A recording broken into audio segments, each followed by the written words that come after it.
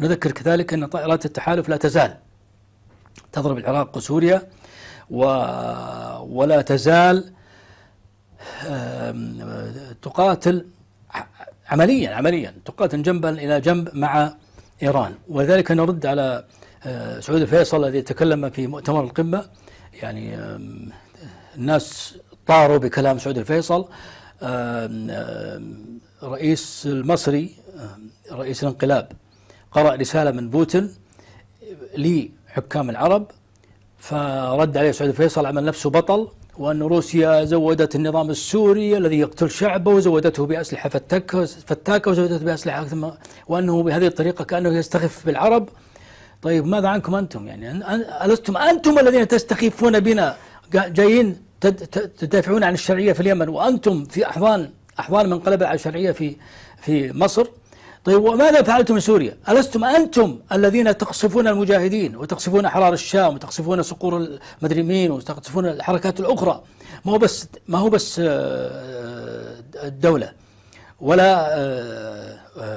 ولا جماعة القاعدة يسمونهم جبهة النصرة، كل الجبهات الجهادية تقصفونها، ولا قنبلة نزلت على النظام، ولم تعملوا عملا نوعيا لمحاربة النظام. بالعكس دربتم في الأردن وفي الرياض أو في الطائف، دربتم ميليشيات من أجل أن تحارب المجاهدين أبدا، ودربتم سليم إدريس وجماعته وأعطيتهم سلاح، والحمد لله السلاح اللي معهم انتهى في أيدي المجاهدين. دربتم ضد المجاهدين.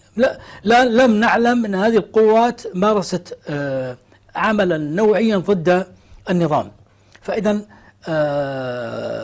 إذا كان سعود فيصل يدعي أن روسيا تستخف بالعرب، فهو الذي يستخف بشعبه، ومع الأسف الشديد هناك من يستحق أن يستخف به. أولئك الذين يكتبون في التويتر محتفين بكلمة سعود الفيصل يستحقون أن يستخف بهم سعود الفيصل وأمثاله، هم أهل لأن يستخف بهم، خاصة أن بينهم عدد كبير من المثقفين والنبيهين والواعين. يعني أنت تختار لنفسك أن تكون طفلا يستخف به سعود الفيصل، وأنت أستاذ جامعي وأنت كاتب وأنت مفكر وأنت كذا وأنت كذا.